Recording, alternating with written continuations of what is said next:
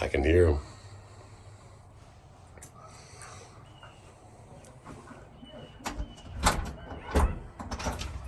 Look who it is. Is it open? Come on in. Grandpa. How are Just you? talking to John Henry. Huh? You are so big. I always try to be. I got my genes from you. Hey, the bedroom's right in here, baby. What's that? Okay, right in there? All right, thanks, Grandpa. Put my bag down. Turn the light on. Thank you, Grandpa. Hey, Sam. Justin's here. Didn't have any. Grandma Sam, how have you been? Just like old times, I am doing great. It's awesome to see you. It's so good to see you. I do a lot of filming these days. I run a YouTube thing. I'll tell you all about it. But in the meantime, let's hang out and get some food. So we're teaching Grandpa about YouTube, and now he's going to be a watcher too.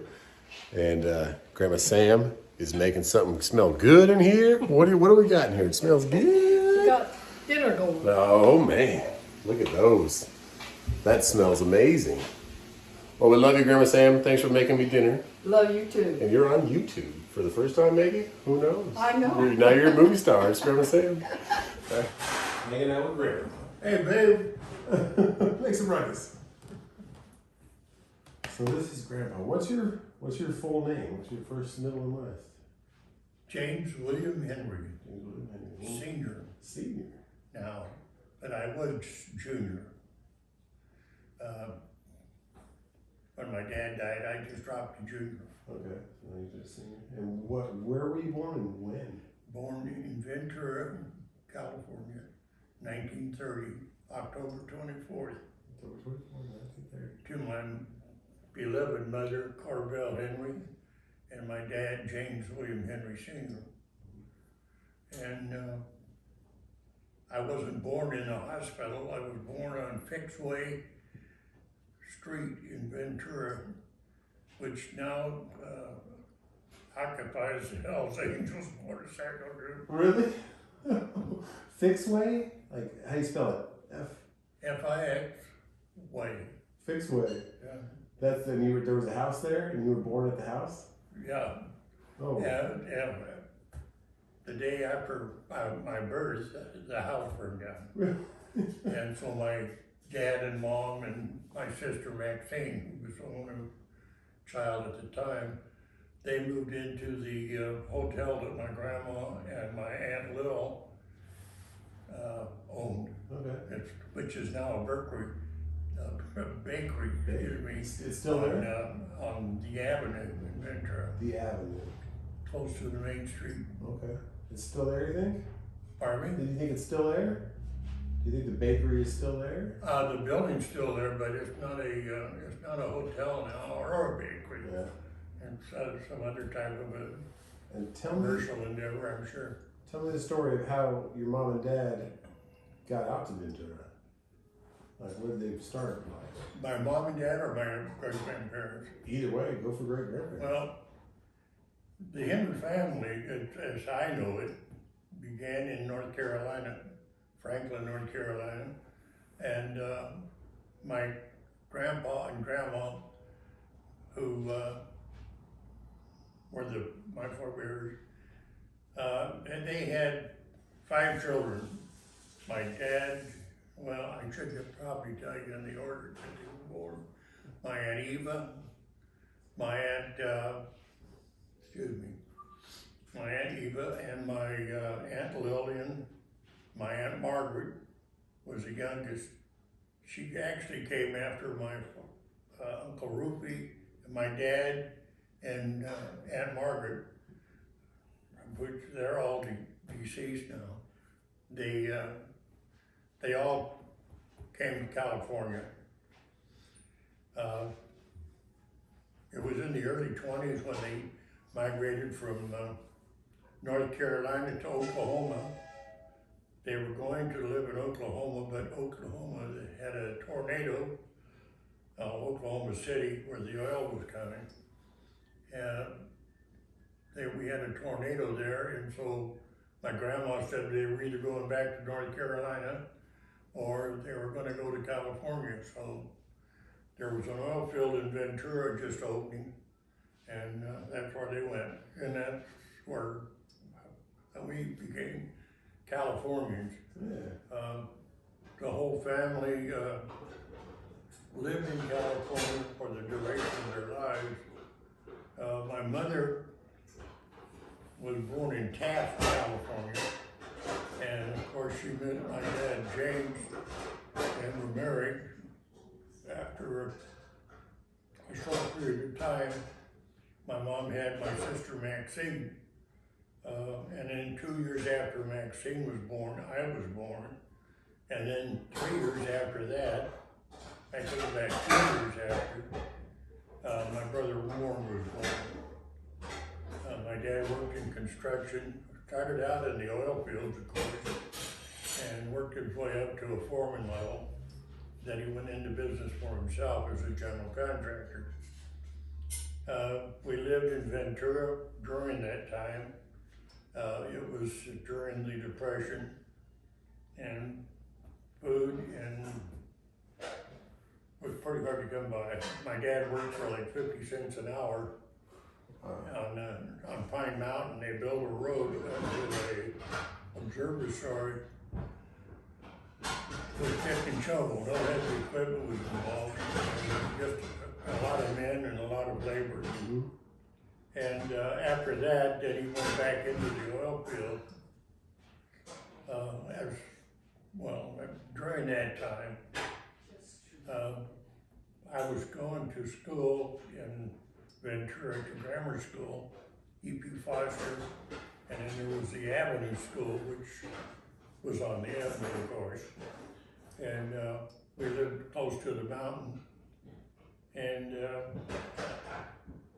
Wasn't that bad of a childhood, you said, though? You had the beach. say again? You said it wasn't that bad of a childhood during the Depression, though. You had the beach, and you had trails. And... That came a little later as we got into junior high school. And myself, my sister Maxine was in senior high school. I was in junior high school. My brother still hadn't got out of elementary school. But yeah, we started as we became older. When I say older, 10, 11, 12, 13, our parents didn't have to worry about people killing us, you know. Yeah, it was The worst thing that could happen to you is to have a policeman bring you home or even stop and talk to you. The police force was the ultimate. There was nobody getting killed or shot. It was quite a peaceful town, to tell you the truth. There was a certain amount of juvenile mischief, like in any other place. Yeah, we used the beach a lot. We went to the beach when we were grinding hunting. When the fish used to come up on the shore, and you may have gone to grinding hunting yourself. I never have, but I've heard about it. Was it at nighttime or was it It's daytime? kind of exciting. Well, when they finally run, what they have to do is they have to come up on the shore and they work themselves into the sand and they spawn. And while they're doing that, when a male will come up and wrap himself around and fertilize it. Okay. And consequently there'll be and then the next cycle, they'll go out to sea. But anyway, we run in the hut, go down and had big barbecues on the beach. It was really a close family thing. There was no television. There was radio. There had movie theaters that you could go to very cheaply. But most of it was for family work. On a weekend, when the guys got off, my dad and Uncle Rufy and his brood and our brood, we'd go to Camp Comfort, Matilla Hot Springs, back up in the mountain a little ways. And that's when the Ventura River ran. They didn't have the dam. And we'd have big barbecues up there. And anyway, I have some pictures Of that time? The around that area. Let's check them out. We'll take a break. This is my dad, Rufy, and the kids, I could probably name them, but there's my grandma. No, I take it back, that's not grandma. That's my Aunt Clara. Okay. That's Rufy's wife, who died very young. And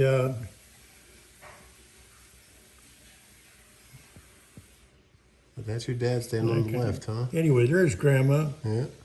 And this is my mom right here. That's my brother Warren standing here. Yeah. That's Daryl and May, Rufy's children. Okay. And where were you at? Playing off in the creek somewhere? And this is my Aunt Margaret and her husband. They lived in Vallejo. Okay. She, up north a bit. She was a very beautiful woman. And as a matter of fact, was in several pageants and won. Nice. My Aunt Margaret. Okay, this is my dad. Oh man. And this is my mother. Was he as tall as you? How tall was he? And this is my dad and mother. And this is Grandma. God bless her. Where were all these pictures taken, Grandpa? That's Grandma Jenny Henry.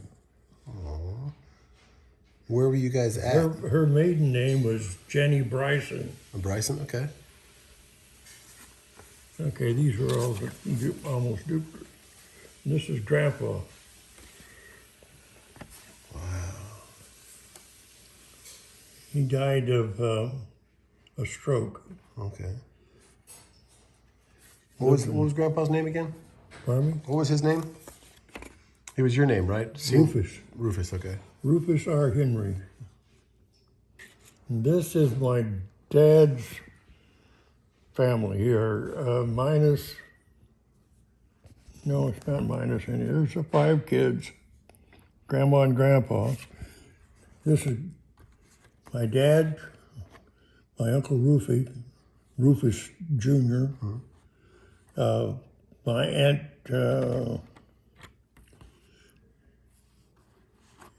okay, there's my Aunt Lillian, Aunt Margaret. What the heck was her name? And then there's your mom right there.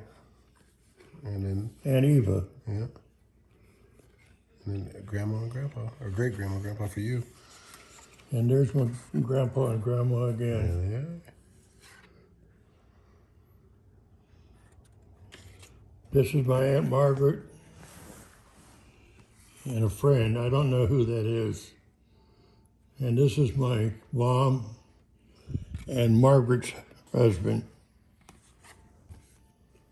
And these are all in Ventura? Were the pictures are taken in Ventura? Yes. Yeah.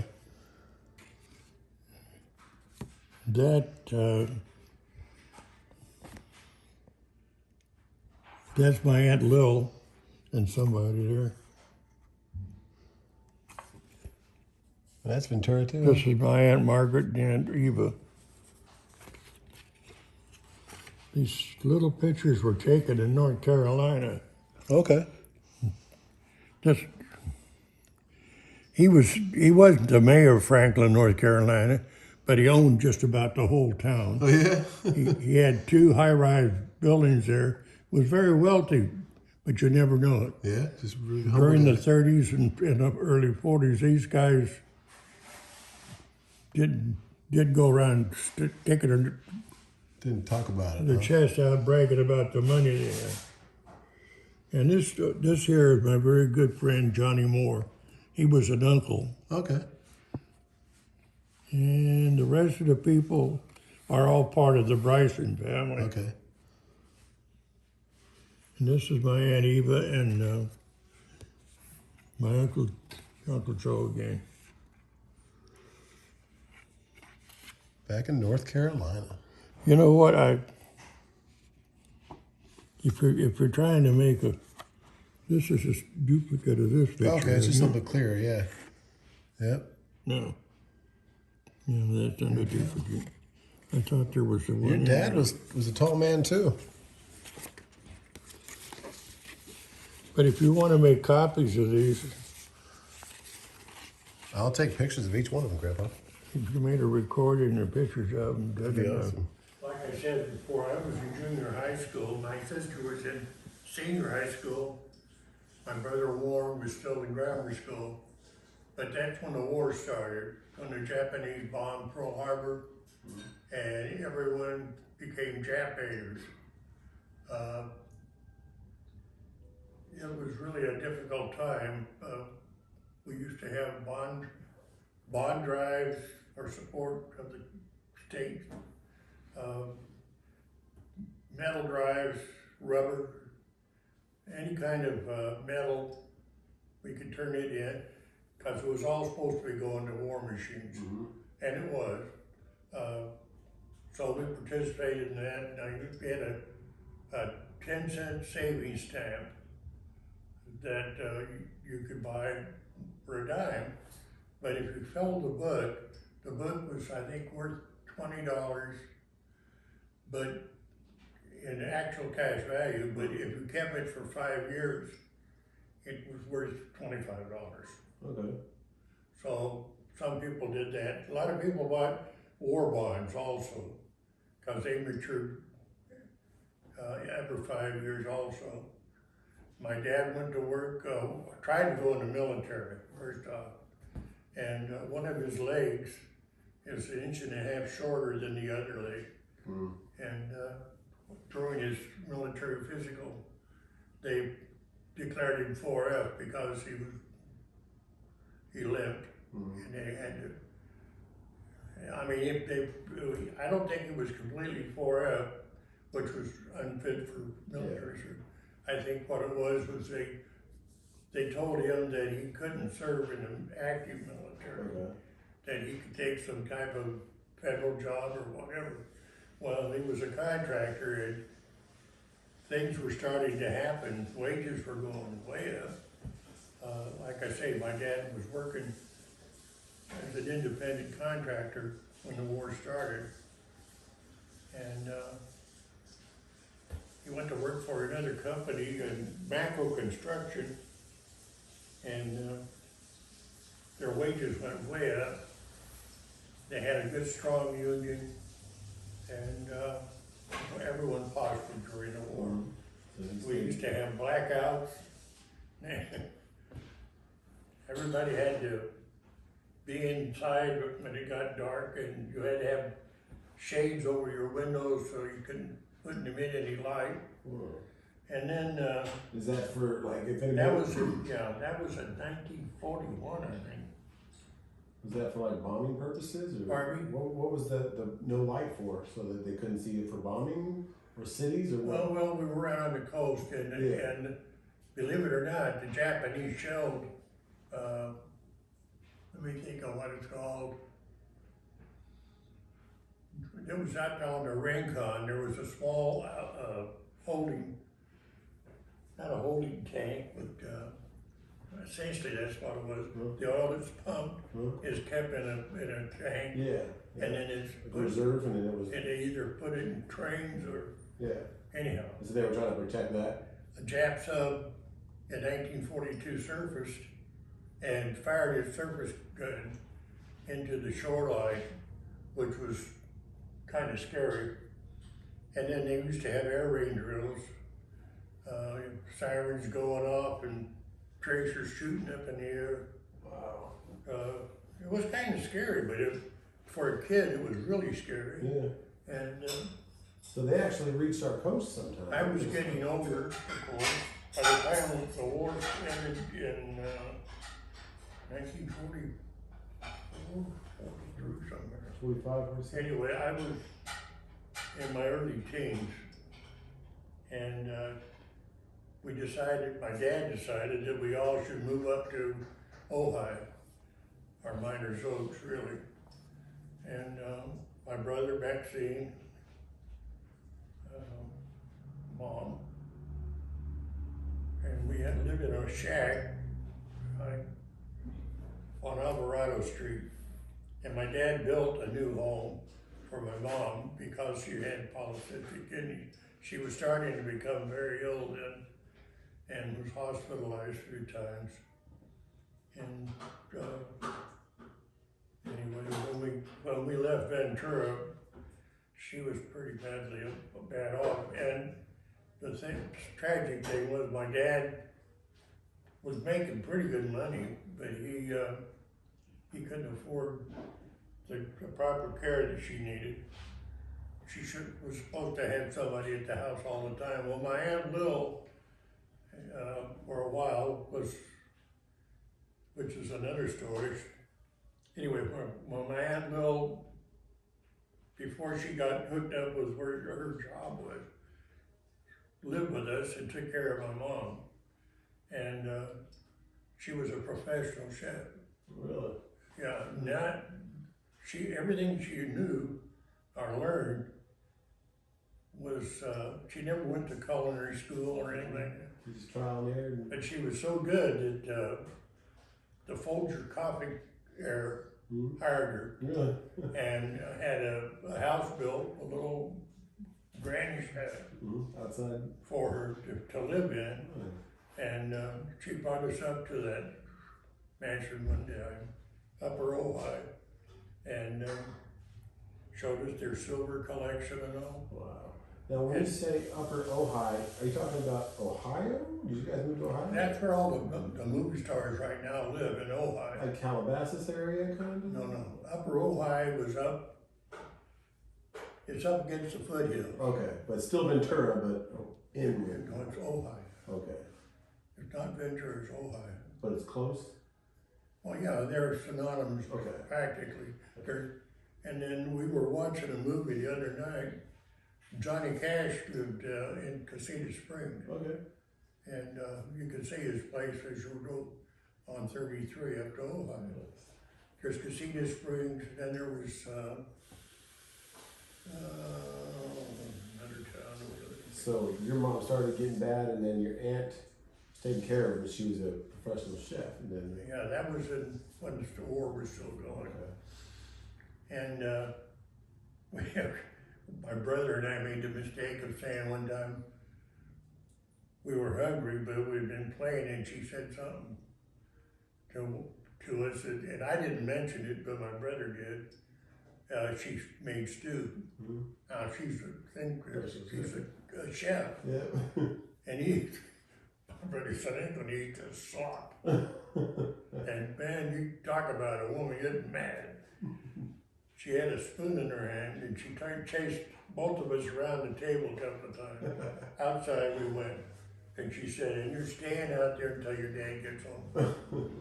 Told her dad what we said, suppose we said, and he took his belt off and thrashed the hell out of us. He told us that woman is a professional. She's not just a housekeeper. Yeah.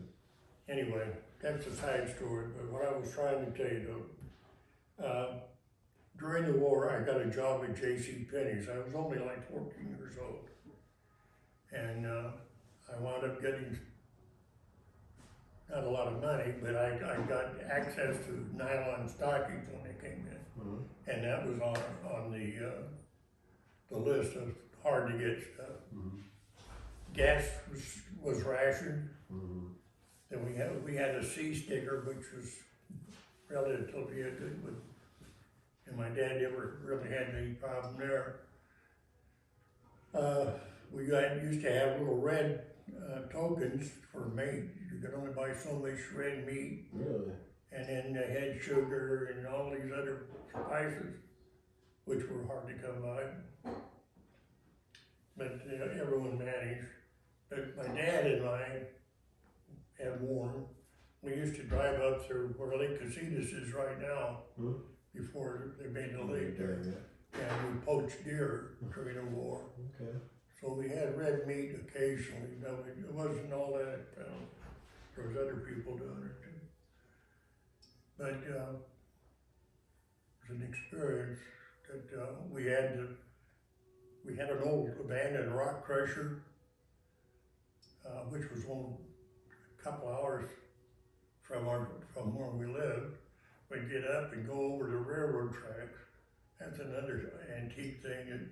they used to have a train that went from, well, off the main spur up to Ojai because it used to be the orange capital of California. Really? So they would bring oranges back and forth? Yeah, and it loaded it full of all these good oranges. And it was one of those With steam engine? all steam engine, yeah, it was a beauty. And we hopped that thing several times. So we'd ride it up a little ways to get off, wouldn't go very fast. And we get on that old rock crusher and play all day long. And in the river, we get off, take all our clothes off, jump in the water, go swimming naked. There you go. And there was always the girls walking on the railway. Back of the guy. Then we got into a mud flat one time. Right after a real heavy rain, it overflowed the bank.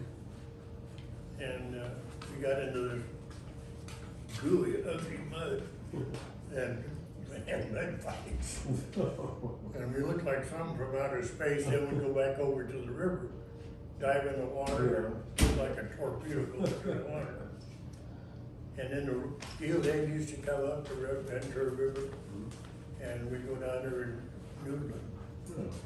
When you got in the water with the fish, and they'd start swimming, but they'd stick their head behind the rock and think that they were in, and we just grab them and yank them up. There you go. And we always got caught doing that.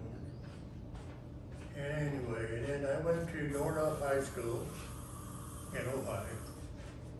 And I played on their football team. I was a very poor student, very poor. My dad was always rather disappointed in me. I was big, I was strong, I worked with him, but I just couldn't comprehend math, English. I just soon, you know, sit in the back of the room and not participate. Well, anyway,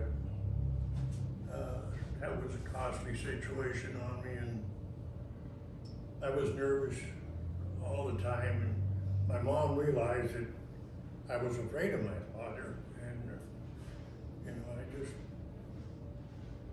I couldn't please the man. Anyhow, that was a story, a sad story. But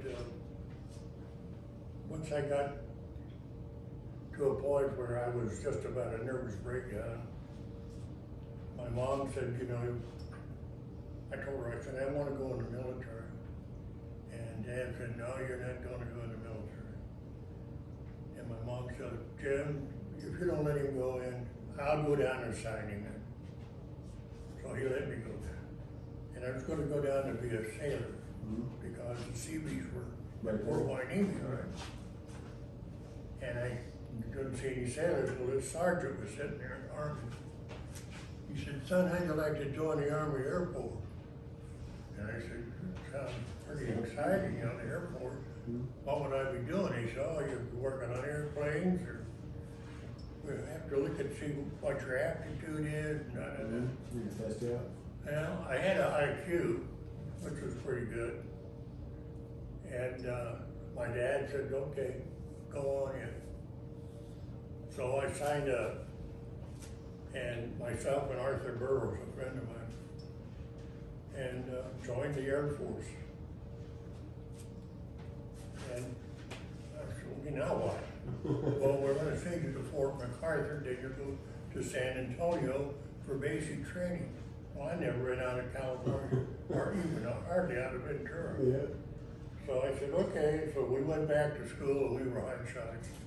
You guys are in the Air Force? Yeah, we signed up today. It took them 3 months to get us, Get your orders. and everybody, I think you're in the Air Force. I swear I am. They had a going away parking order, And 3 months later. and then they kept us there. Well, then finally we all got sent down to Fort MacArthur. And in our civilian clothes, and anytime anyone talks to you, you say, sir, no sir, or sir, yes sir. Okay, that was our first indoctrination. And then okay, now we're gonna have physicals tomorrow. And if you've ever seen this, there was 150 guys there, every one of us was stark naked, Just stand there waiting. standing in the line. And you just followed the guy in front of you. And it looked at our mouths, okay, your teeth, you're not gonna have a filling here or whatever. And then, okay, now we're gonna get a blood test. And 4 guys sit down in one place, and the guy go with a vial and shove a needle in, put a, Just real quick, and by the time he got to the end, he'd go back and hold your arm out, and he'd have a vial of blood. And okay, and then they had people there that take the vials and label them, who they were and what. And then after that, we had, I take it back, first of all, we all had to go through a shower. And it was like going through a car wash. You couldn't stay in there and look, oh, there's warm water. You just took your shower, soap up, get out of here, get going. All right, oh God. And after that, the last thing was the shots. And there was 3 guys on each side of it. 6 shots we had to take. And these went bam, bam, bam, bam, bam, bam. In your shoulders? Walking through there. Am I bleeding? No, everything's all right. And then the next day, oh, is that hard? Oh, they gave us a kite and a mattress cover and a pillow and a blanket for that night. And we got to go to the mess hall, which was pretty good. A lot of food, but no one was real hungry after going to that. Go through the shots and And then the next day at noon, grab everything you own, and we're gonna go down. We got on buses, went down to the LA train station, and got on the Sunset Limited. Sunset Limited. Took us 4 days to get to San Antonio, Texas, on a train. Every damn train that was on like an express freight or any kind of freight, we sidecarred, and he went on through. Oh, wow. But we had Pullmans at least. The 3rd day, and I guess it was a trick that they pulled on me, but I'm sleeping like a baby, man. Oh, you're clickety-clack. And I wake up and I open up the curtain, and everybody was up. They all been dressed, sitting, and the porter looked at me and said, "Are you about to get up, sir?" I said, "Yeah." "Why didn't somebody wake me up?" And then it was hurry up and wait. You gotta eat. Okay, the mess hall or the mess car is gonna be closed in an hour. Now everybody's gotta get in there and get eat. And so we wound up where there was a table for 2, there was 4 people. Wow. And everybody scooped it in. Yeah, you had to eat quick and get out of there. Well, anyway, then I went to basic training, learned how to salute, to march, forward, reverse, right, left, parade rest, all that kind of thing. And then we go into this barber. And he says, "You want your sideburns? Yeah, catch them." Oh, man. Everybody was reduced to the same number. And then I spent 3 months in basic. And we had to go through a gas chamber, which is just tear gas, and open your eyes and don't try to cover your face. Just take it. Got through that, and unfortunately had a fist fight. Yeah. And I'm not bragging, but I almost killed this guy. He supposedly was big as I was. And he told everybody he was a Golden Glove boxer and blah this and all that shit. And what happened is we're in flight, you're not talking, all right? And the flag marshal was always telling me, Henry, get your eyes up. You know, like hold your head back Yeah. and swagger, look good. Well, anyway, Hayes was the guy's name, and he was next to me in the second flight.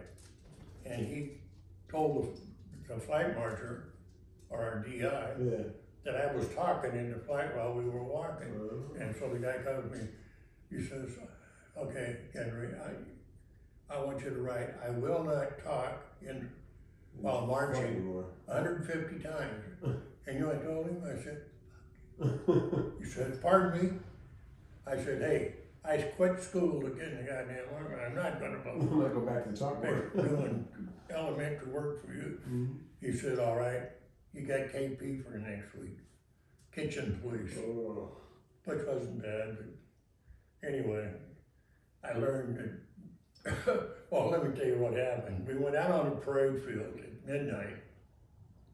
The whole barracks was there, you know, they wanted to see the fist fight. Yeah. And I thought, oh man, what have I got myself into? And then he's standing here, I'm standing here, and a couple of guys are around us. All right, don't be hitting or no kicking and blah, blah. I know what the rules are. Let's get this shit over with. So I'm looking at the damn street lights on the street there, and I can't hardly see the guy. And so I started moving. I moved to my right, that's what I was. And I see him, and he's like this. He's trying to see me now. So I stepped in, and I hit him with a right hand in the stomach, and came across with a hook and caught him right alongside the alley. He looked like he'd been hit by a goddamn car. So he dropped to the ground and laid there. I said, oh, shit, what have I done? I'm trying to help him out, and he hurt, Broke your nose. bleeding, you know. So we picked him up, walked him back into the area where we sat, into the latrine, and put him in the shower. Clean up. And I swear to God, I looked at that guy, and his eyes just like swollen up, nose is all sideways. And I don't think he lost any teeth. I hope he didn't anyway, I didn't know. And he's holding his side like I can't breathe. Anyway, make a long story short, the next day we're standing in line to go into the defense hall. Here comes the second lieutenant walking down the line. And he looked at him and he says, Aaron, what the hell happened to you? And everybody's going, he said, I fell down the stairs, sir. Yeah, oh, okay. Well, Good answer. Good answer. then came graduation day. My graduation day consisted of, nobody was writing to me at that time. My mom was really ill. And I was happy to get out of there though, and so What, 3 months? I went, they assigned me to Hamilton Air Force Base, which is in the Bay Area. You probably heard of that, you were out We're in there. Hamilton. I wonder what city it was in. Anyway, it was in San Rafael, Okay, yeah, I know where San just Rafael is. past San Rafael. And so I got there, and I'd stopped, I had a furlough before I went up there, but my mom was doing enough with that. And so there was a football field on team there, and I said, I'd like to try out for it. So I went out, and I was gonna go out for N. And this colonel told me, says, you know what, I think you made the team. Wow, good. You know, I'll get out of going overseas. That I didn't worry about too much. Well, like I say, I had never traveled. This was new traveling. So I go out and we're practicing football, just like the high school and everything else that I've ever done. Yeah. And so I come back to the barracks, the guy says, Henry, where the hell you been? I said, Sarge, I've been playing football. The colonel told me, you know, I wasn't gonna have to go overseas. He said, well, the colonel can kiss my ass. He said, you're going overseas. The goddamn bus is gonna leave in about 15 minutes. Grab everything you got and get ready to go. The change of mindset. So I grabbed everything and I said, what the hell am I gonna do, man? I had to tell my dad and call my mom and so they'll know what's happening. Well, I got on there and I can't remember what happened. They pulled my number, my line number off, and everybody around me were going on to this boat. Yeah. And they said, get back on the bus. What happened? I said, well, maybe the colonel got word that I was gonna leave, you know, Yeah. and he wanted me to stay. He didn't give a shit about it. So anyway, I got back to the base, and they reissued my Betty and said, you know, continue as you have been. And they'd call out, they'd line us all up and say, okay, we need 10 guys for this, or 15 guys for this detail. Well, they were gonna have they had a motor pool. They had to move like 20 trucks into salvage that they were gonna get rid of. So I volunteered, I could drive one, okay, he took me. Yeah. So I went, came back, things were going good again, and I went back out for practice the next day, and nothing was said, so I'm happy now, you know. So they just pulled you out off the Got line? back and they said, you got an emergency telephone call.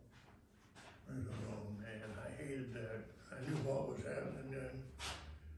I went back into the orderly room and they told me, you know, so you got a phone call from a Dr. Reed that your mom is near death and we're gonna give you an emergency leave. So, Would you, either one of you like a bottle of water? I'm gonna go get one. you know, I've I'll take one, Grandma. been part of my Got Grandma Sam back in here now. Let's go back to the emergency call for your mom. Yeah, well, anyway, I got an emergency call that my mom was dying. And they gave me a quick emergency furlough, they called it. And so, they also gave me a $50 stipend so I could take it, have some money going on. Right. Well, I got home as soon as I could, of course, but my mom had already passed away. And so my brother, sister, dad, I didn't know where they were at, my hospital or what. So I went on up to Miners Oaks and waited for them to come. I didn't know the details on what happened.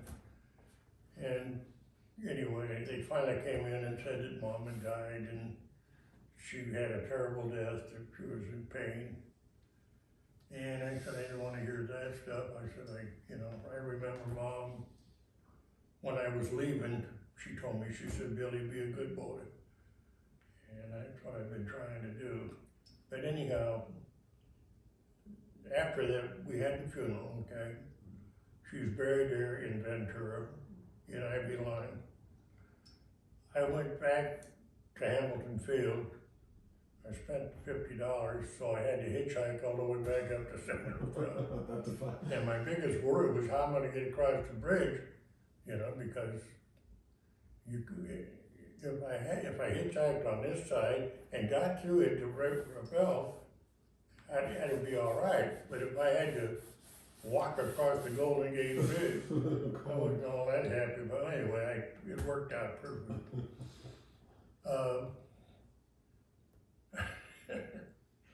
I won't say that story because that was personal. But anyway, I got back to Hamiltonville, and lo and behold, they took my records, which is the essential part of your military service, and it sent them off to Okinawa on the last ship that went out. So I said, what am I gonna do now? They said, well, you're gonna go to Okinawa right after, all your paperwork will be there. Well, guess what? I couldn't get paid because they didn't have my pay records. And I said, well, can't you give me a supplemental pay and, you know, and put a note in there that nope, you gotta have their pay records.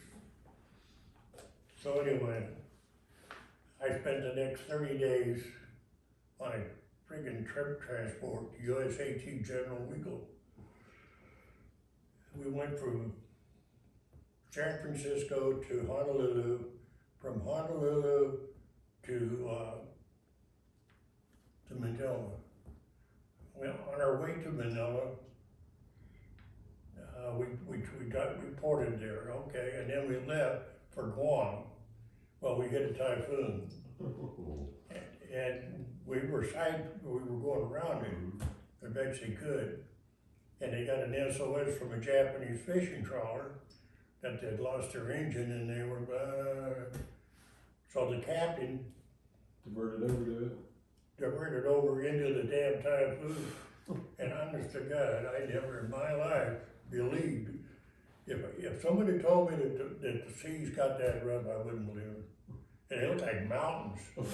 This boat, 600 feet back long, right? It would go up one of those waves and then crash down this way, and the screws were coming out of the water. For 600 foot They boat. go boom, boom, boom, boom, boom, and I thought, what the hell is that? And anyway, they finally gave the order that everybody inside, and then they locked us down. Now you talk about panic. Half those guys in there were like, oh my God, what's gonna happen? Are we underwater? No, you're not underwater, idiot. We're still afloat, but it don't mean we're gonna stay afloat. Well, anyway, all through the night, we went through this, and everybody, except Watashi, was getting sick. God almighty, there was throw up everywhere. And you know, if you're not sick, you're gonna get sick Smell it, with yeah. all that smell and all that. So anyway, the next morning, it was still rough, but not near as bad. And so they ordered a sweep down 4.5. And they washed all the goop and crap out into the ocean. And then we got SOS to get that there was a volcano eruption on one of the islands in the Philippines, Hakaba or something like that. And so they asked for volunteers to go ashore to assist these people, which is stretching the word people.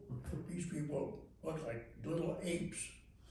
The Filipinos, filthy, dirty little suckers. And just helping them save them. But they took 5 of the lifeboats. They were 102 passenger lifeboats.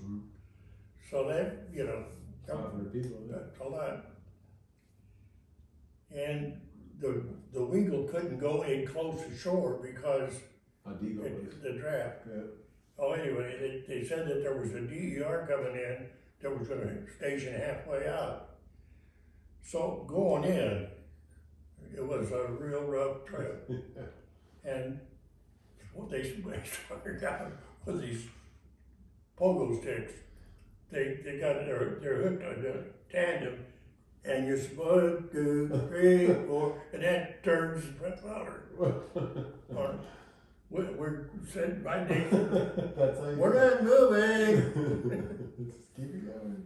So they dropped the captain's latch down, so which is motor driven, and hooked us all up in And you said pull Jim? and towed us in, okay? So we're going in with the waves, which is pretty good. We didn't bounce too bad. And then we got on the shore, and here come these people. Where in the world have they been? I mean, it's Just no room. No just, room. I mean, you know, you read National Geographic about natives. Yeah, native people. They were natives. Native people. But anyway, we loaded as many as we could on the first boat, the second boat, and I said, well, where the hell is the volcano? There was just kind of like a little bit of smoke in the air. Anyway, that was beyond us. We took off, And every one of those little gooky guys got sick. They got the lifeboat had about that much gook in They it, probably had never been on boats. sloshing around, and everyone's trying to stay in the fresh air. We got out to the DER, and what happens when you get a little boat and a big boat by each other?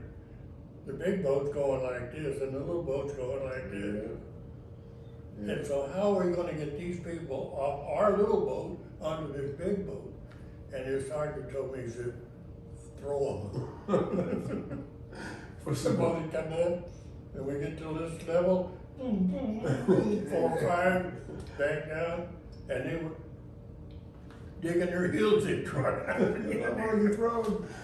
Oh, And then they had to do the same thing when they got to the bigger boat. the big boat.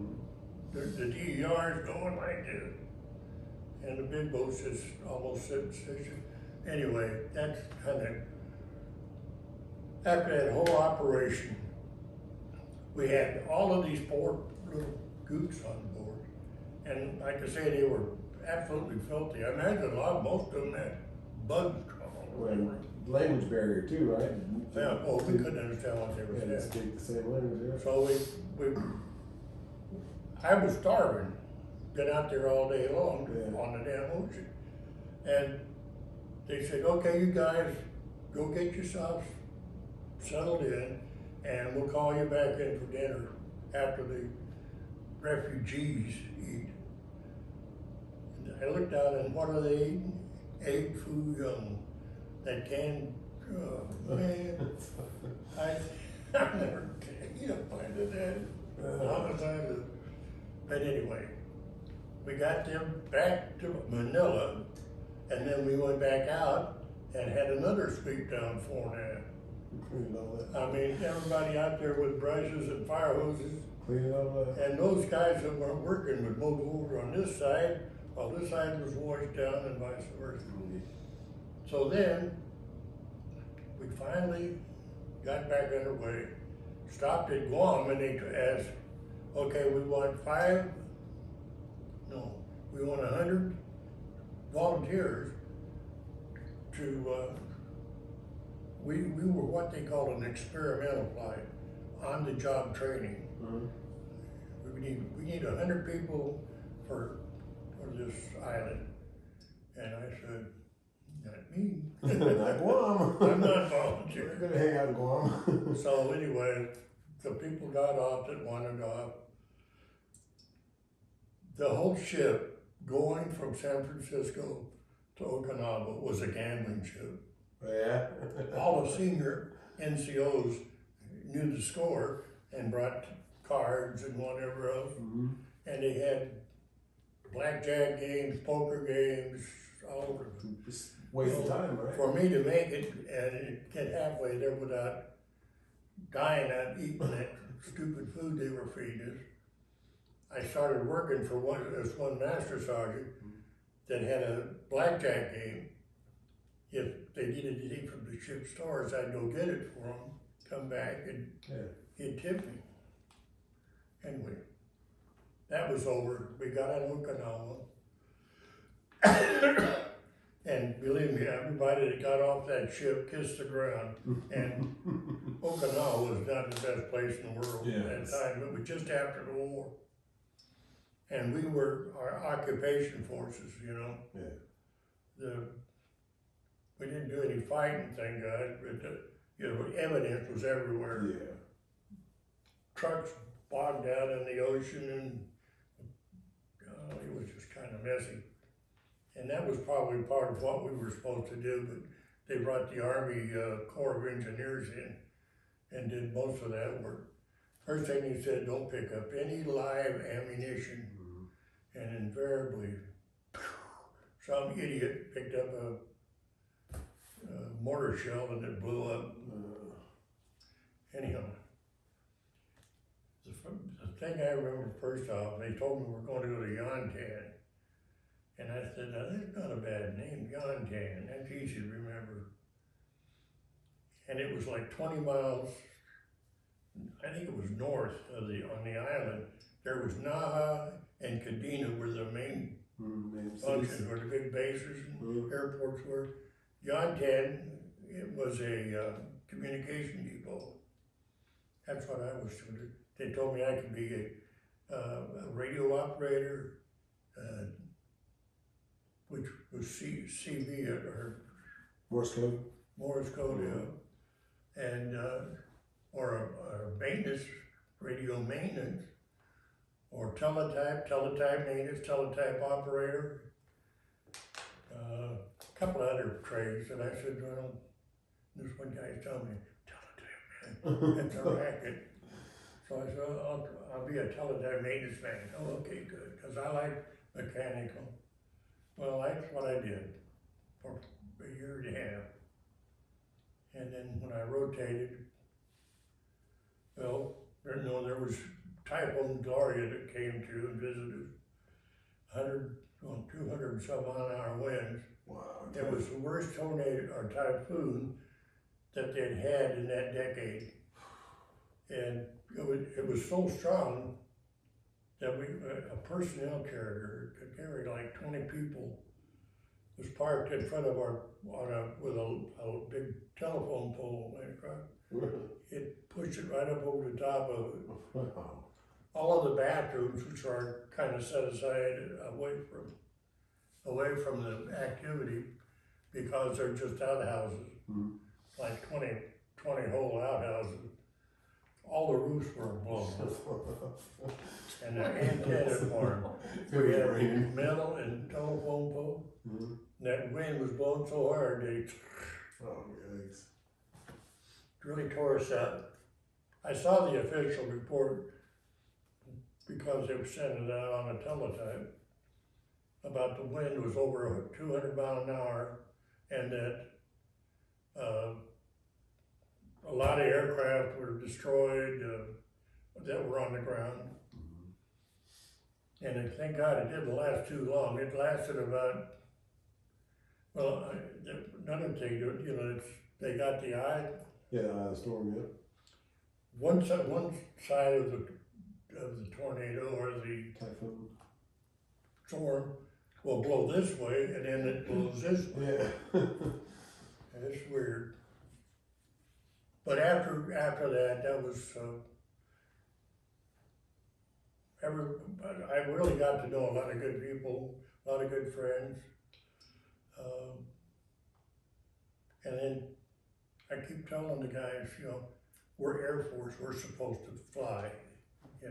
When we leave here, they'll fly us back to California.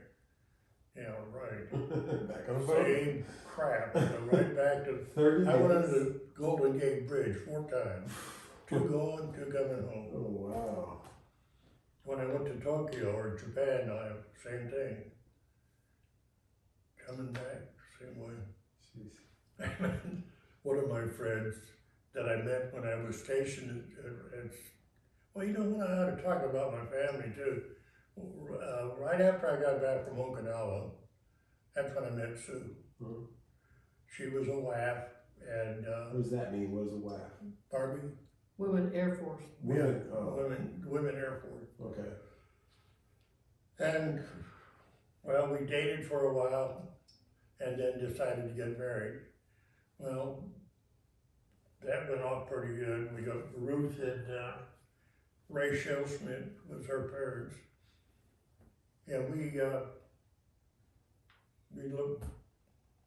rented a room, a small room, motel, close to the base. And like I say, she went to work, I went to work, and then she got pregnant with Vicky. So when she went pregnant, she can't be pregnant and be in the service. You couldn't get So they gave her a discharge and paid her severance pay and all that, which helped us a lot. And then after Vicky, we spent the rest of that tour at Port Sam, Houston. No,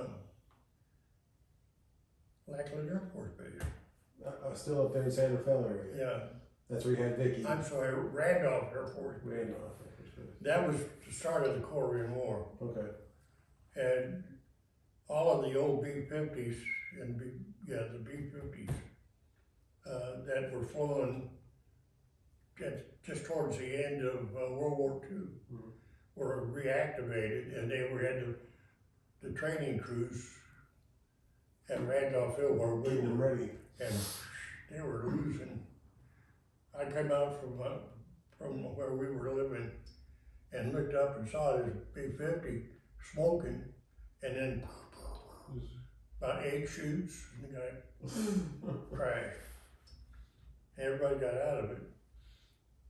And then they had, and this is gonna sound ridiculous, the guy, they have what they call a little, it was just a little brief that came out weekly.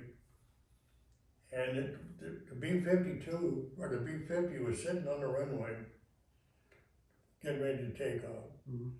And the co-pilot, really boozed up Oh, wow. the night before. They're rolling down the runway, and the guy said, "Cheer up, Charlie." And he said, "Roger, cheer up." Slid the rest of the way. And he said, that's one of the type of accidents that happen Ruined the plane. from people drinking and doing whatever else. Yeah. Okay, then after Randolph Field, When you were at Randolph Field, what was your job? What were you doing? teletype major, Oh, you're still doing teletype. Yeah. Okay, still. but they really didn't have much of a teletype situation there Nothing was because, getting sent back and forth. so I wound up working more in telephone than I did teletype. Okay. Installing telephones and troubleshooting. I never worked in the mainframe though. But anyway, after that, we spent a good 4 years there. It was great. There was lakes, there was all kinds of recreation. And then I got orders to go to Japan. So Sue and Vicky went to live with their mother. Where did And I they? went to Japan for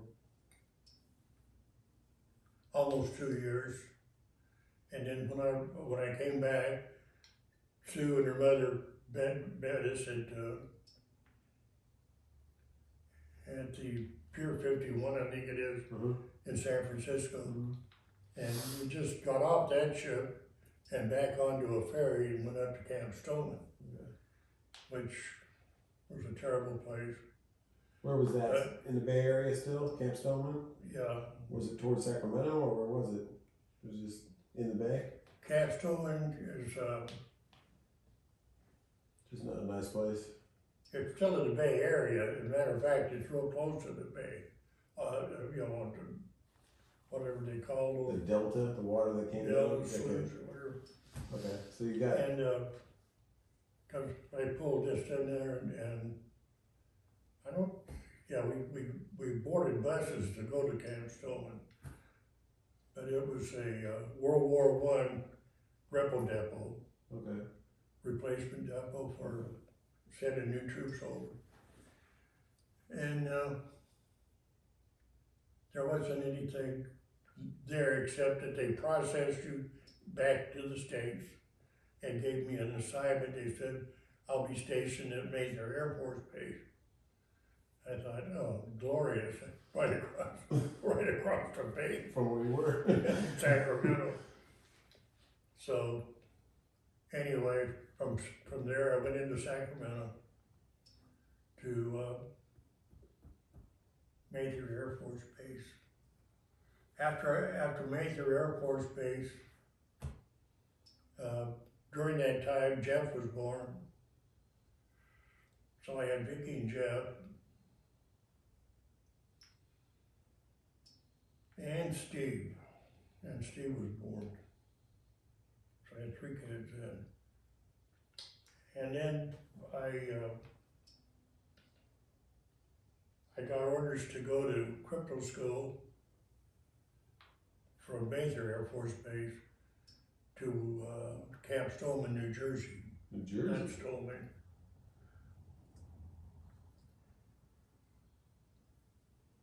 God, I can't even think of the check my film. No, it was, yeah, it was Camp Stoneman. Okay. Let me check this, make sure it's still going. From there, I spent 3 months going to school, and I was stationed at Washington D.C. at the Pentagon. Really?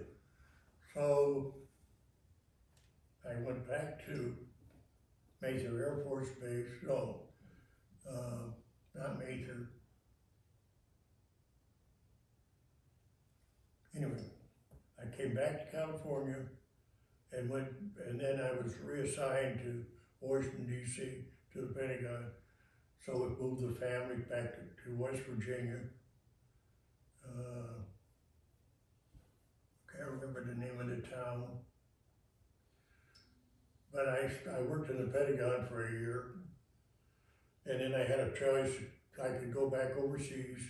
I was going back overseas to either Ramstein, Germany, or to Honolulu. Being a California boy, living in the sun, I said, I'm going to Honolulu. So I spent 4 years with my family there. During that time,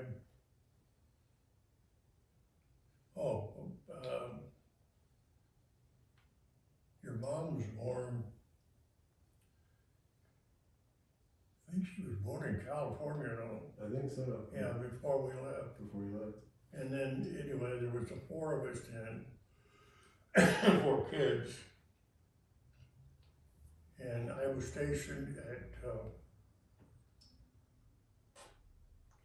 the Pentagon, which was quite an experience. I never saw so many generals in my life.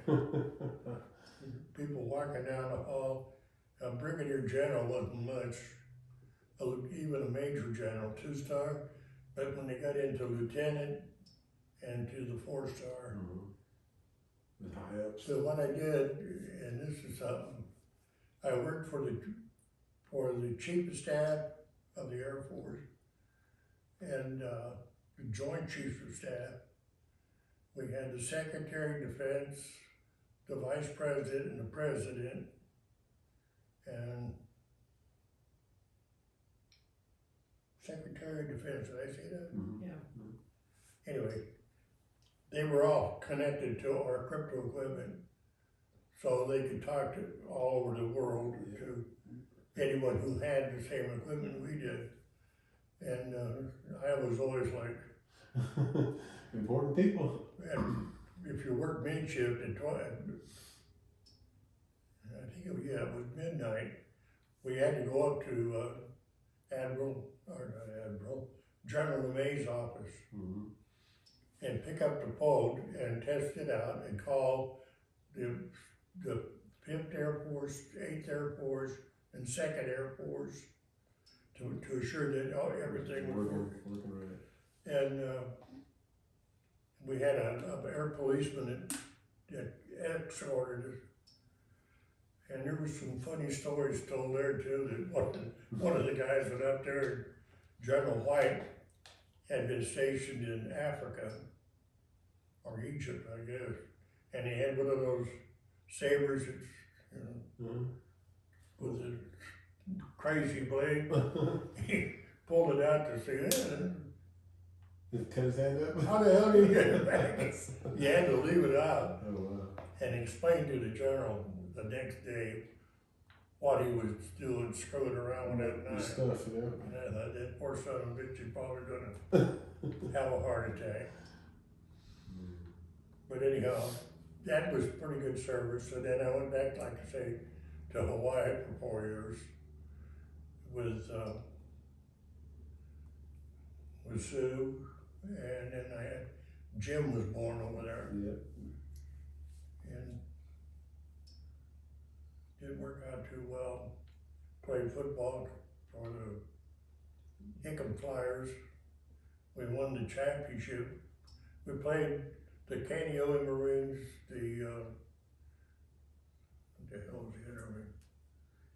The team when you were on Fort Smith. Hawaii. Pardon? You were on a team in Hawaii. You played against other teams. You did? No, you did. I said you played on a football team in Hawaii. Yeah. Nice. We had a real good team, and a Hawaiian quarterback named Karate. and Mendez. And then I was repatriated. Now we came back from Hawaii and we were stationed at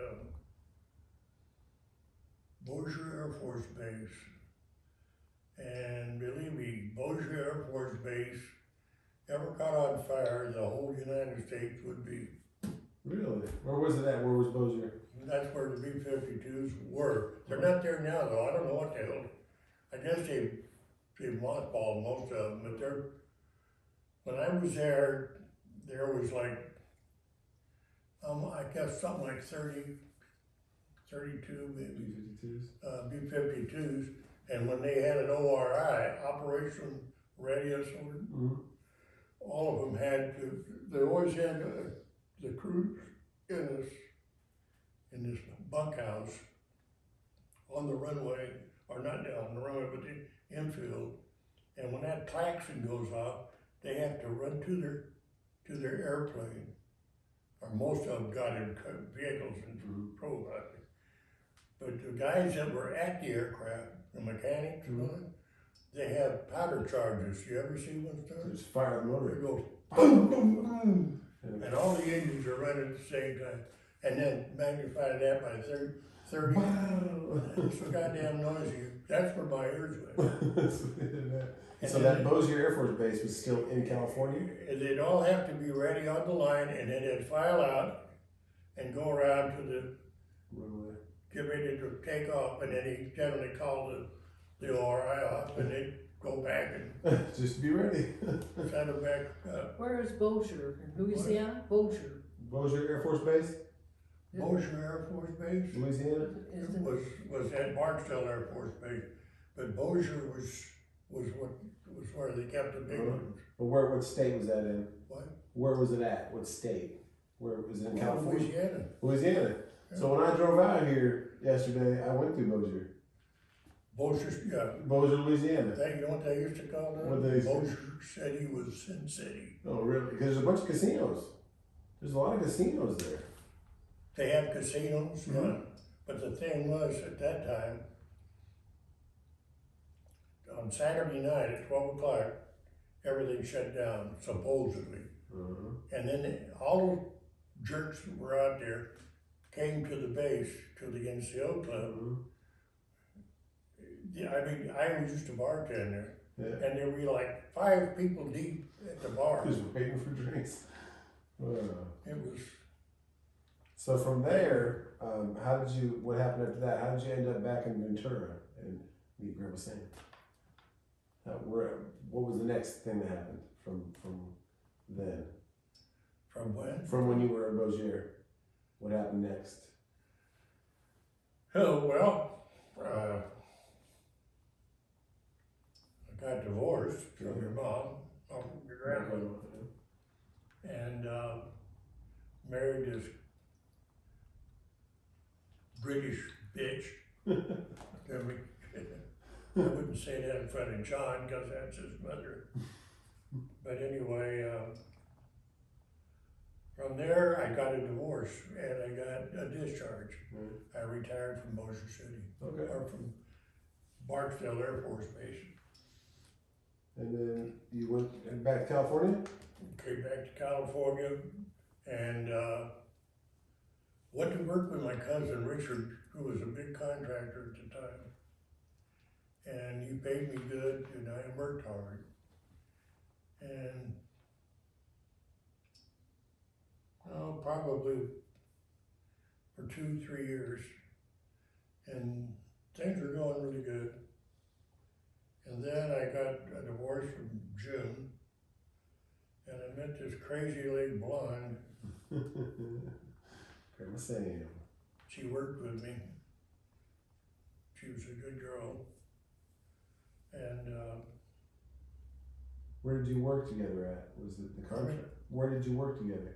At the county of for the Ventura. county of Ventura, Okay. that's what I was gonna start to say. After I worked with Richard, I couldn't make it, so I had to go bankrupt.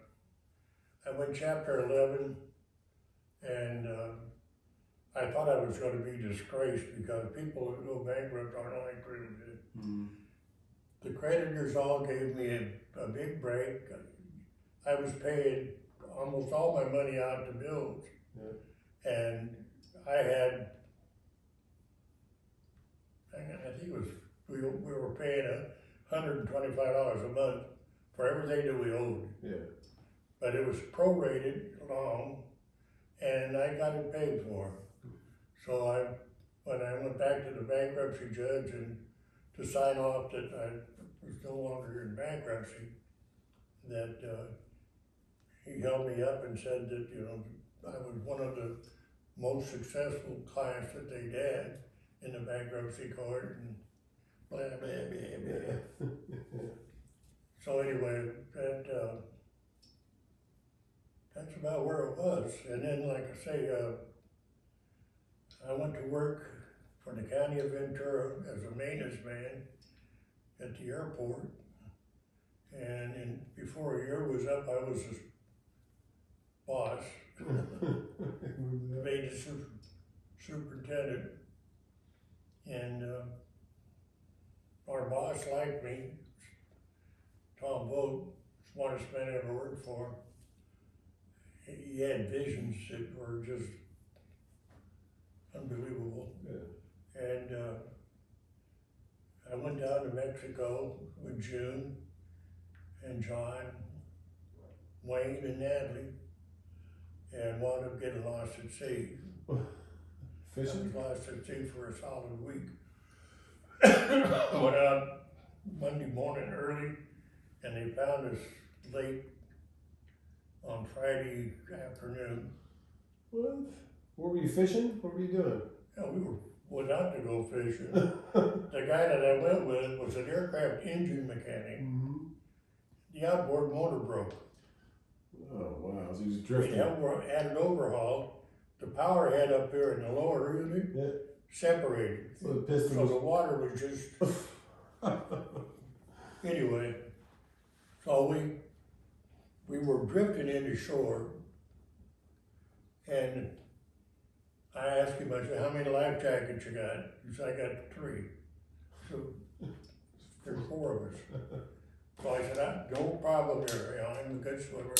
And I'll use a 5-gallon can for buoyancy. In the event that we need that. Oh, okay.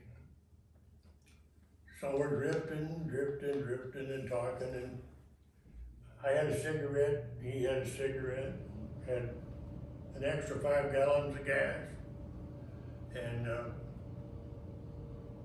half of it, right, that's probably 7 gallons of gas. But we're drifting in shore, and all of a sudden the sun starts sinking a little bit, and a breeze comes up, and it got harder and harder. We're going about 40 miles an hour. And here we go. And the seas too. They were like ones I told you on the big boat, but they were probably, when I was like sitting in the boat, I could see the white caps. It would go up and down all night long. And I had a flashlight, and I would flash an SOS, SOS, SOS.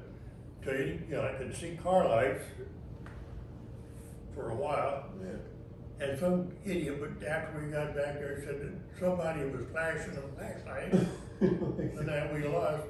But I don't know what they were doing. It was all intermittent, like they were going in and out or out. But you were more Yeah, like it, da, da, da. Anyway, we floated around out there that night, and this guy and his son was 18 years old, gave up. They laid down, this boat 12 foot long, Yeah. a little tiny friggin' ski boat. And they laid down. And there's 4 of us on there, and he's laying down, and he puts his hand under my leg like this. I said, what the hell you doing, man? He said, my hands are cold. Oh, Put God. them in your own goddamn thing, not on mine. And so I told Wayne, I said, get up under the cowling, and all night long I'm going this way, keeping the boat right. Just from tipping. Sun came up the next morning and we're looking around, nothing. All by yourself, huh? No All land. by ourselves, no sweat. Birds flying around.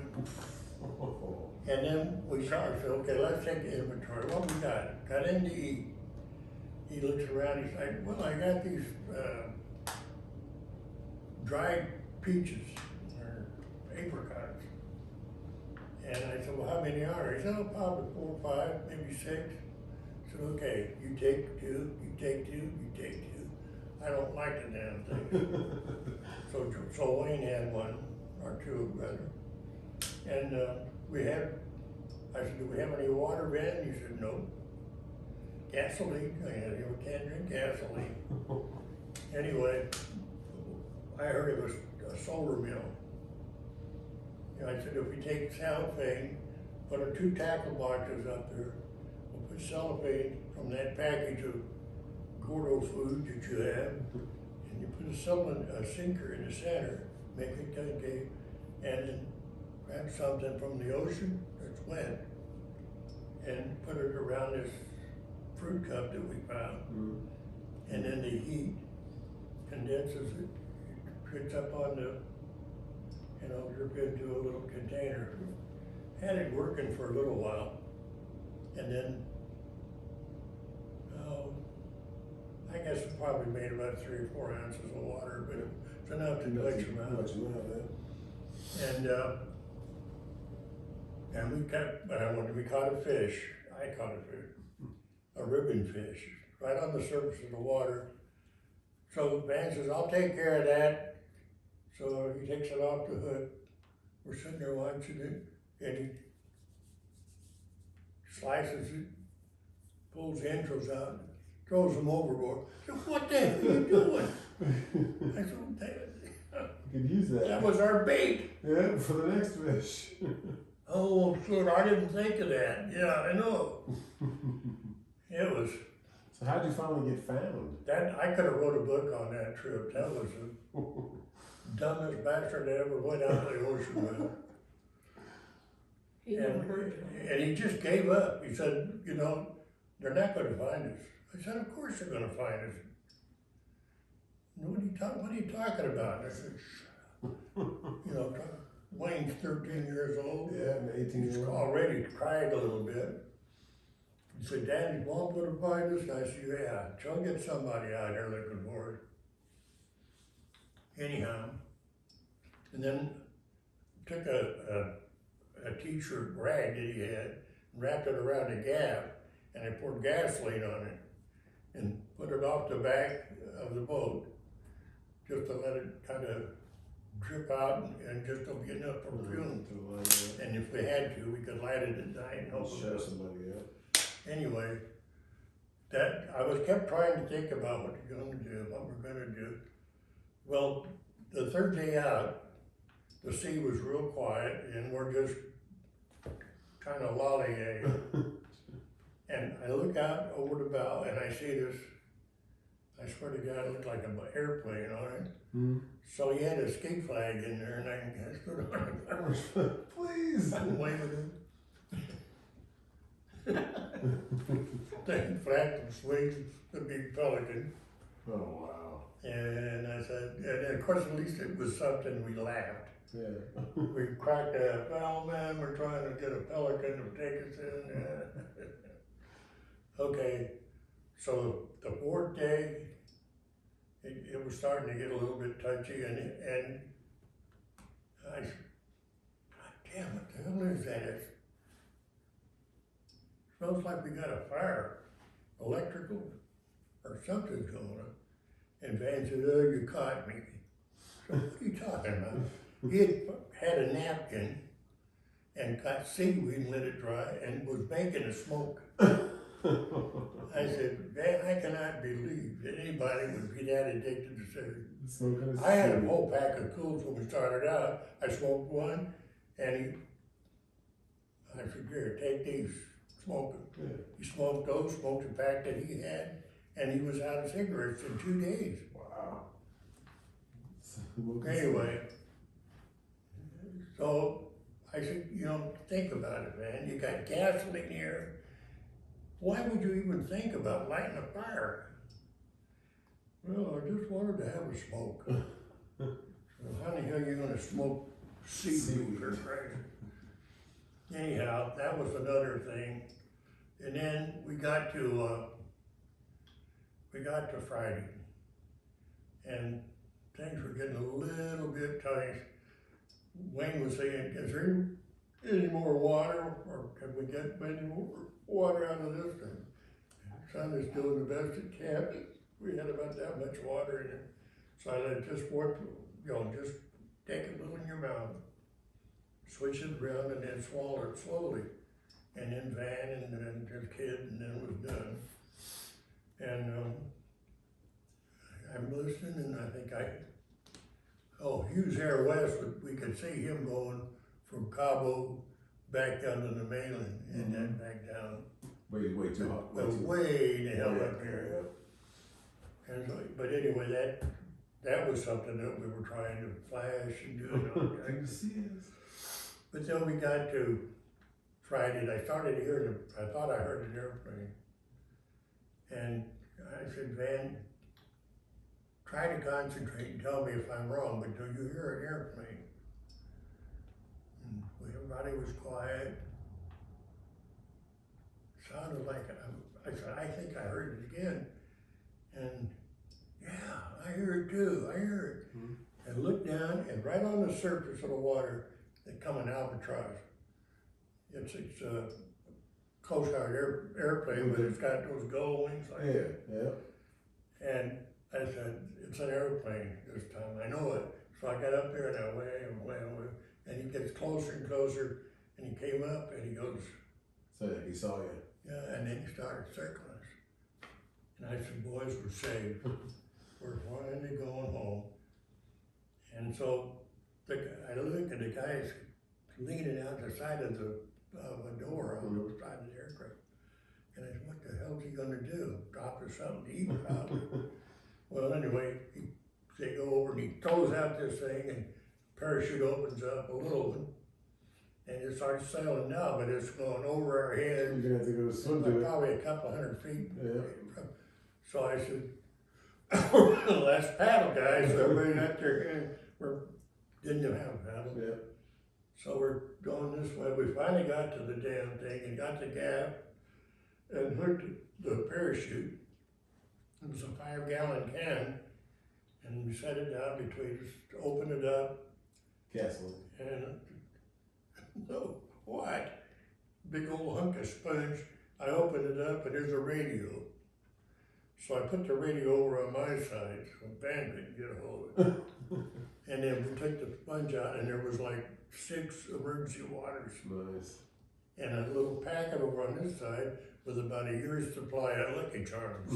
The little candy citrus thing.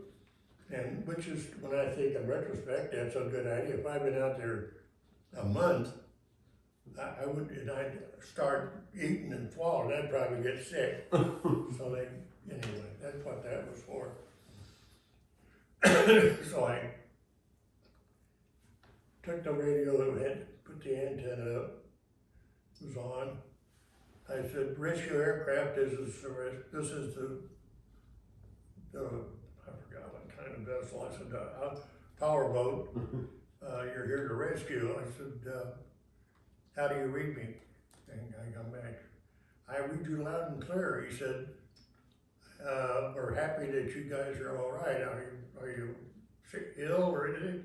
I said, no, we're just a little bit sunburned, but we're fine. What's the situation? And he said, well, we're going to order a helicopter out of El Centro, and it should be here in about 3/4 of an hour. And I said, that's fine, that'd be great. We'll just sit here and wait.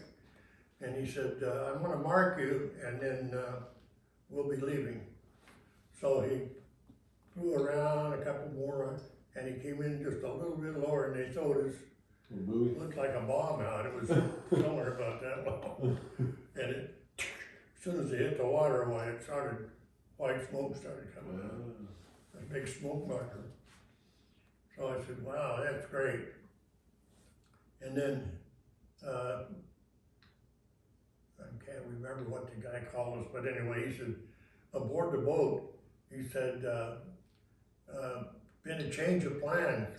He said, they're sending a boat out from Portocito where you launch, and it'll be there in an hour, and they'll tow you in. I thought I was the one hearing it, and I said, well, whatever. And Van says, no, no, no. He said, we want to bat the helicopter. We need to get off this boat. And I said, sounds like your crewmate's a little panicking. I said, it's okay, I understand, and if that's what you wanna do, that'll be fine. He said, stand by. And then he came back and said, okay, we're gonna send out the helicopter after all. It should be there in less than a half hour now. I said, fine, thank you so much. And over and out. Okay, and so they flew around a couple more orbits, and the guy come back and he said, we're leaving you now. You're sure everything's fine? Are you seaworthy? Yes, yes, yes. We'll be fine until the helicopter gets here. Thank you for coming out and finding us. Anyway, he takes off, and about 15 minutes later, it felt like we hear, you know what they sent out? A Sikorsky. A big boy? Yeah, I thought they were gonna send out A Huey. a Huey, things that do. And he comes out and he gets dropping down close, and hell, I could see the two guys flying it. And he said, we're gonna, so I'm talking back on the radio. I said, what's the plan? He said, we're gonna drop the basket for you. Tell your crew not to touch it. No, I'm talking, sorry, that's different. No, he started the basket down, that's what it was, he said. And I'm saying, well, this is gonna be cool. And so the basket's coming down like that, and then I said, are you calling me? And he said, yeah. Tell your crew not to touch the basket until it's been in the water, or you'll get a severe electrical shock. And so I said, 10-4, at you. So I said, well, told them, they're roaring around, I'm trying to get their attention. And I said, finally, I said, screw it, get shocked. Reaching up, trying to grab. So the guys, and then the boat was just Was the wind in? going every which way because of the downdraft. So the guy says, abort. And so we started pulling up the basket, and Van said, now what the hell are they gonna do? He's dumb son of a bitch. I said, Van, they've got a plan, just let them work it to rescue people. Mm-hmm. The guy goes off the waist and sat down on the water. I thought, the somebody's gonna sink his helicopter. Kept the lift going, and taxied right over to him.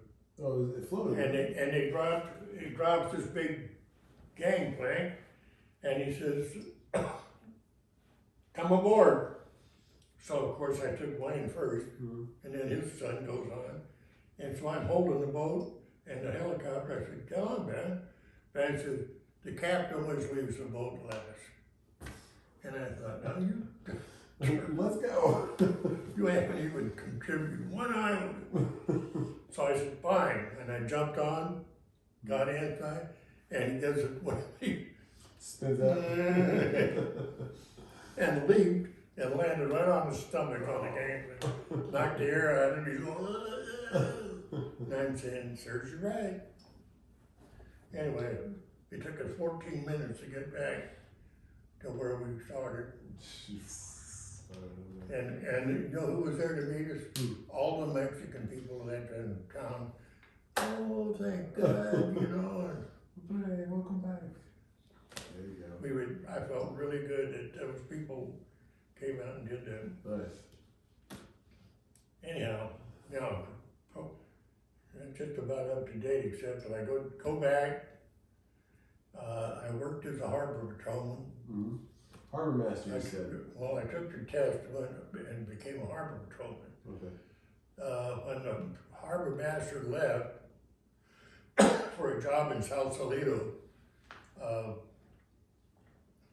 They opened up the position and I applied for it, and I got the harbor manager position. And so, There you go. And you did that for, did that for a while, and then I went up to Santa Barbara until I retired. there you go, living in Ventura. And then I came up to visit you. And you've got about the best looking little boys I've ever seen. Thanks, Grandpa.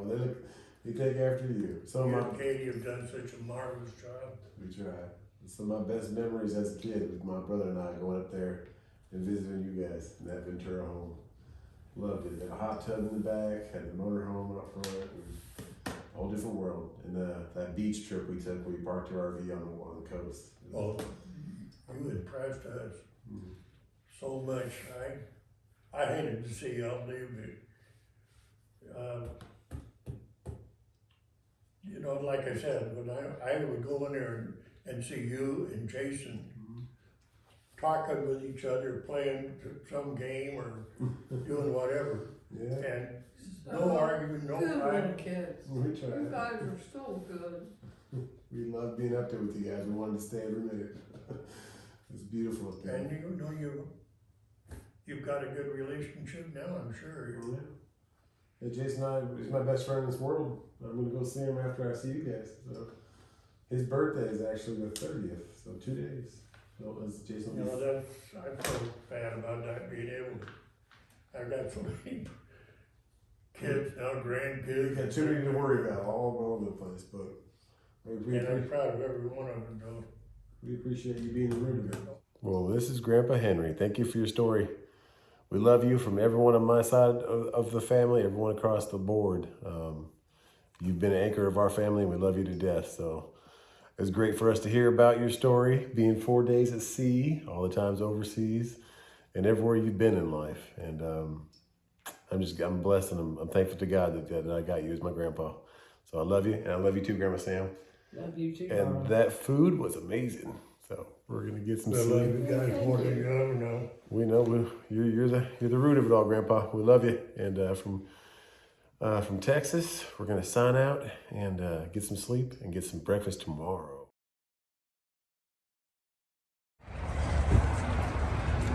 Hey, how y'all doing? How you doing? Thanks, man. Beautiful morning. Dad died. He left me his house and everything that he had. So I paid off the whole. Yeah. Right in the beginning, in the early stages. In the beginning when you first bought. Well, Sam and I were both working. And we got together and decided we were going to get married. Yeah. And so I said, go out and find a home that you think we will both enjoy. Right, okay. So she did. She just did. And like I say, I needed to take a down payment, so I told my retirement that I had accumulated In the service.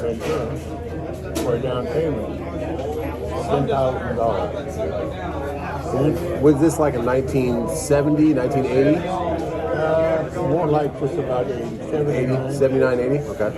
So, anyway, yeah, when my dad died, we both of us worked no problem on making a payment. Yeah. It's like $800 a month.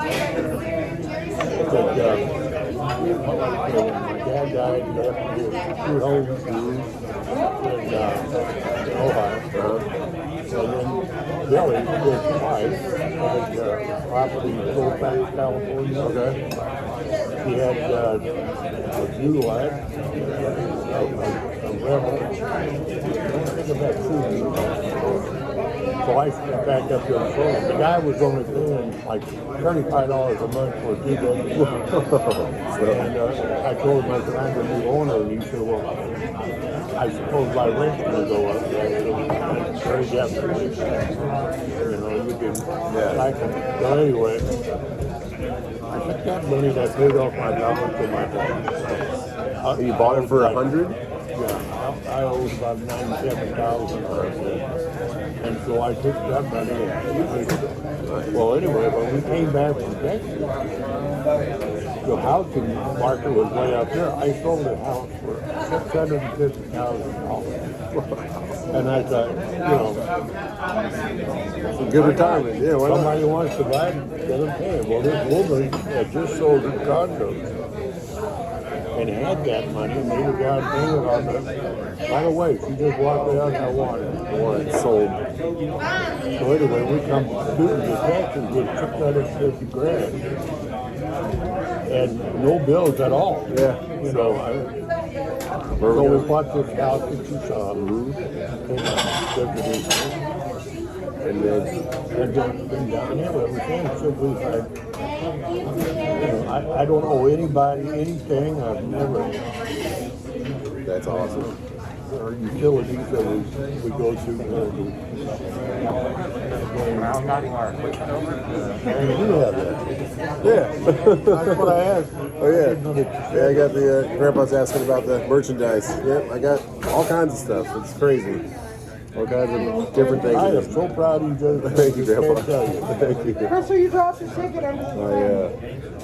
It's a About blessing. success story. It just came out of nowhere. Just filming. And, I was wondering when would this design business that you had going for the for grills, trucks, grills, how yeah. long would it take To to get going. fill the demand, Yep.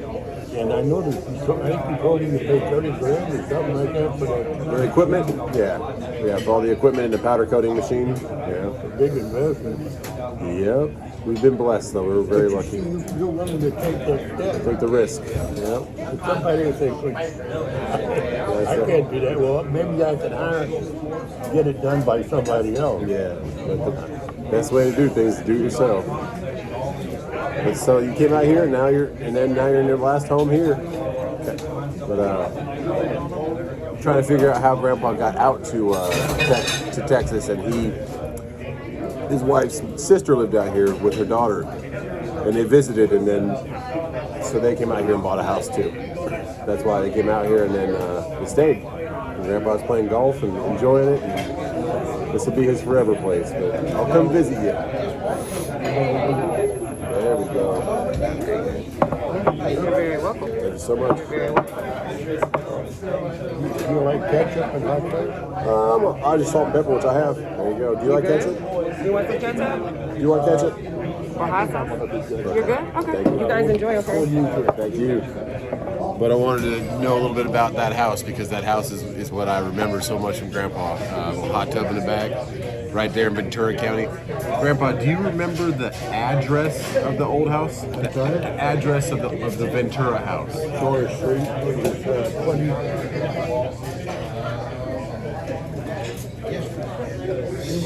Yeah. I'll ask Aunt Vicky, but it was 2024, 2024. And how do you spell SOAR?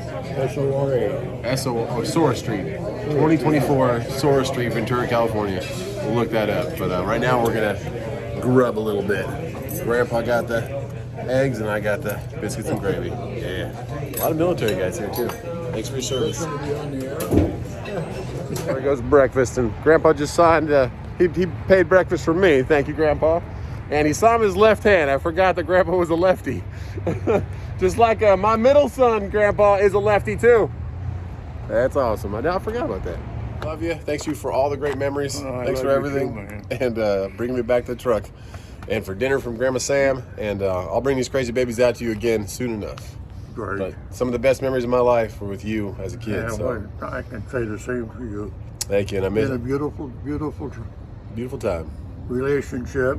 Give my love to everybody there, your darling wife, and hug my boys. We will. Can't wait for them to get old enough to play basketball. Yep, we'll see you. I love you, Grandpa. Thanks for all the great memories as a kid. And I can't wait to see you again. That's it. I'm gonna miss him. It's my mom's dad.